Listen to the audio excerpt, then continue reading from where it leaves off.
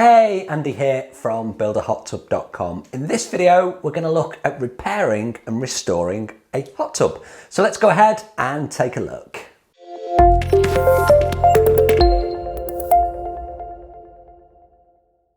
Okay, so one of the things that I absolutely love about what I do is the sheer variety of projects, of requests that come through the website and land on my desk. And repair and restoration projects are one of those types. And I've not really done any videos on the channel already about this kind of thing, so I thought in this video we'd kind of have a look at some of the steps that you can take to actually repair and restore a hot tub. Now, it might be a case that you've bought online a plastic shell tub that wasn't working and you want to bring that back to life, or you may have moved home and your new property has a discarded hot tub in the backyard and you want to bring that back to life. So in this video, we'll look at some of the simple steps, some of the things you may think are a little bit obvious, but some probably not. So hopefully you'll find this video useful. Now, before we get going, it's always a great opportunity for me to say, please do subscribe to the channel. Gives me lots of motivation to make these videos for you. And if you hit that notification, you won't miss out. I put my videos out in long form twice a week, and there's shorts that go out on an almost daily basis as well. So lots and lots of free content on this channel, and I focus on hot tubs, plunge pools that you can build yourselves, and obviously, like in this video, we're talking about repairing them as well. So hopefully there's loads of information out there, so please do subscribe to the channel. Okay, so the first thing that we need to do with any kind of a hot tub restoration project is check how watertight the actual vessel is. So what you're going to do here is you're going to block up the jets, because we don't want to test the pipework at this stage. We want to test the physical shell of the hot tub, whether it's a plastic shell, whether it's stone, whether it's, I don't know what it could be. It could be a concrete base as well. All of these could be types of hot tub that you've acquired in some way, shape or form. So block up the jets, block up the drains, block up any holes that you can actually find in that tub, fill it with water. Let's see, firstly, is it going to hold water? If not, can you identify where it's coming from? Can you repair those holes? Again, it's pretty straightforward. I'm stating somewhat of the obvious here, but you should definitely break down the step between the actual vessel that is holding the water and the plumbing. We need to separate those. It just makes life a little bit easier. So once the vessel itself is watertight, and you can use epoxy sealants, epoxy putties, they're great for plugging holes and cracks in both plastic shell and concrete or block built tubs as well. It works perfectly well on those. Lots of different manufacturers out there, just a couple that you can get on Amazon, things like JB Weld, pretty good. Genolite, I like those ones as well, and there's PC11. I'm not a massive fan of that, but it does do a good job. I always find it a little bit messy. Okay, so the next step is to look at the plumbing, and hopefully there'll be some existing plumbing in there.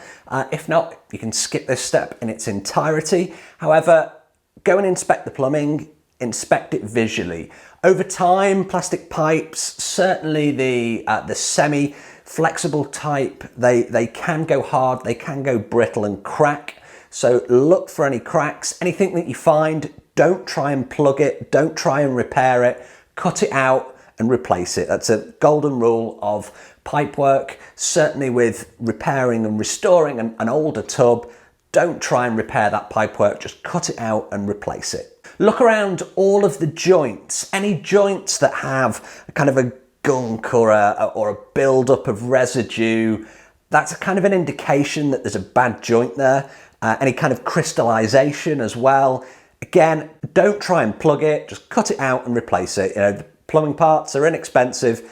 It's not worth trying to plug a joint on these, just cut them out and remake them. Really straightforward. And then the last thing to look at on the plumbing, any of those connections that are unions. So unions are the screw kind of connections. So they're threaded, they look like you can undo them by hand. If they're too tight to undo by hand, then an oil filter wrench that you can pick up on Amazon for about 10 bucks, that will do the job. That's what I use. They're great. They've got big, wide teeth that you can get hold of those unions and really give them a good maneuver to open them up. So that's an oil filter wrench. Again, Amazon, 10 bucks. It's a great thing to have in the toolbox. All of those union joints will have inside a rubber gasket. That rubber gasket, it will, if it's an old tub, it will have gone hard, it will have gone brittle, it'll have started to crack, and you can get leaks in those unions where those gaskets have failed and just need replacing. Again, super cheap part, but it's just not worth taking the risk. Just take them out, replace them, put some new ones in, and then screw up those unions nice and tight and use that oil filter wrench to get a really good turn on that nut. Now, at the next stage of the process, it may seem pretty simple, but you've got to work out what does what. Now, if you take a look inside of certainly an older hot tub where things aren't connected, it can all look a little bit similar. So you need to kind of trace the pipework.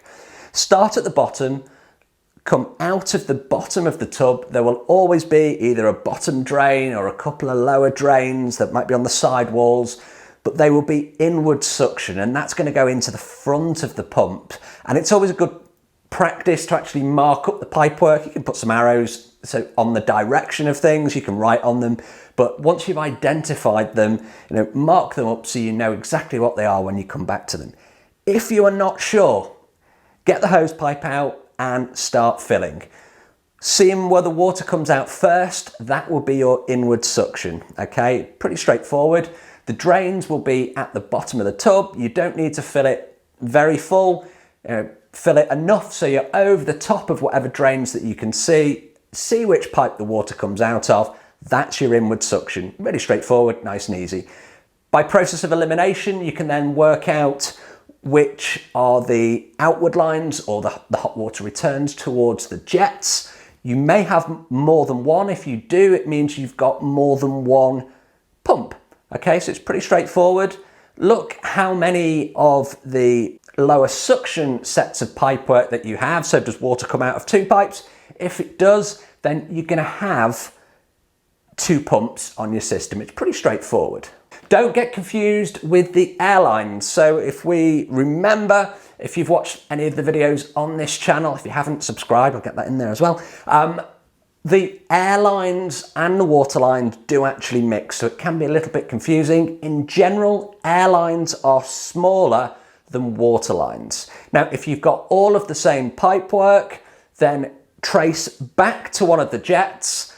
You will have the pipes will either be stacked top and bottom, or they'll be stacked on top of each other, depending on the kind of body that is being used for the jet housing. The one on the top is the airline, the one on the bottom is the water line. So you've got to identify those pipes, because the last thing you want to do is be sending water down air pipes. They just won't work properly. Okay, so once you've got that plumbing identified, let's move on to the next step. Now, at this point, before you start looking at new kit, like new pumps and all of those kind of things, I always think it's a good point to actually put a flush into the system and get as much of the dirt and build-up of gunk out of that existing pipework before you put any new parts. So if you are replacing pumps or filters, that kind of thing, you don't want them being full of that horrible gunkiness that will have sat in those pipes forever. So fill the tub up, block off any pipework that's going to empty it, and then put a flush in. It's a big foamy flush it's called flush. You can, again, just buy it on Amazon, really easy to get hold of, and that will just take all of that nastiness out of those pipes so that they're somewhat clean. Force some water down with a hose pipe as well. Try and get them as clean as possible before you put any new kit on that you don't want to be, we'll call it, infected with the dirt and grime that's built up in that pipework over time. Okay, so now we're going to look at the control room part. So the pump, the blower, the filter, the spa pack. Okay, so let's take a look at all of these and what we can actually do with them. So first thing to look at on the pump, does the pump turn freely when you move the impeller? And to do that, you're going to have to disconnect it from whatever unions that it's already on, but you'll have already done that anyway because you're going to replace those gaskets, as I mentioned earlier in this video. So with the pump disconnected, in the front, you should be able to put your fingers into the front of the pump. Obviously, don't have it connected to the electricity at this point, just in case. But does the impeller move freely? If it doesn't, then it could either be clogged, and you'll be able to feel if there's something clogging up that impeller. It could be that the motor's actually seized. Now, there's lots of people on YouTube that will show you videos on how to repair pumps. I'm not one of them. I much prefer to just replace. I know it can be quite wasteful, but they're relatively inexpensive, and I would much rather go into a project knowing that my kit was new and it was actually going to work, rather than trying to kind of, repair something that may break again. So if that pump is seized, my recommendation is to replace it. However, there are lots of videos. It won't take much to put a quick search in for how to repair a pump, and there's many videos that show you how to disassemble it and get it back working. Okay, my recommendation is just to replace. On the air blower is pretty straightforward. Think of it as a hairdryer without heat. Now, some of them have heat, but it's not heat in a sense that's going to actually make a difference to your hot tub. So the blower itself, I would try putting some power on and seeing what happens. If the blower is old, if the blower's got wet in the past, if the blower's had water in it in the past, the chances are it's rusted up, the coil will have broken down, and when you put power on, it will trip your breaker. Not a great deal you can do. Again, blowers aren't particularly expensive, so I would just replace. I wouldn't try and repair a blower. It's just not worth it. Now, the spar pack. So the spar pack we know is the brains of the operation. The spar pack's a big circuit board. It's a circuit board with a whole bunch of relays on. There's not a great deal that can go wrong with a spar pack. If when you put power on you don't get anything, check the fuses. There's lots of them. They're all different sizes, and generally with a spar pack it will tell you on the front cover. So when you open up the spar pack, on the inside you will actually see a circuit diagram. Look at all those fuses. A top tip on this one: if you're not seeing any action when you put power on it, look for the smaller fuses. The big fuses are for the heater and for the pump. They won't be what's turning on the spar pack. It's a much smaller fuse. They're all different, but look on that inlay card and see. Quick test as well. Test with a multimeter for continuity across them. A lot of those fuses are so small that you can't really see the filament inside with the naked eye. So do test it with a multimeter, but generally it's a fuse that's gone on those. The other thing that can go on a spar pack is the heater can corrode over time, and you'll only know this when you actually put power onto the unit and you allow the heater to click on. It's not going to click on for very long because you've not got any water going through it. If it trips your breaker, the chances are the heater has broken down. The heating element itself is really straightforward to replace. You replace like for like. There's lots of online stores, Amazon included, where you can find these heaters, elements. They're inexpensive and they're pretty straightforward to replace. You just look for the brand that your spar pack is, and it will have a heating element to match.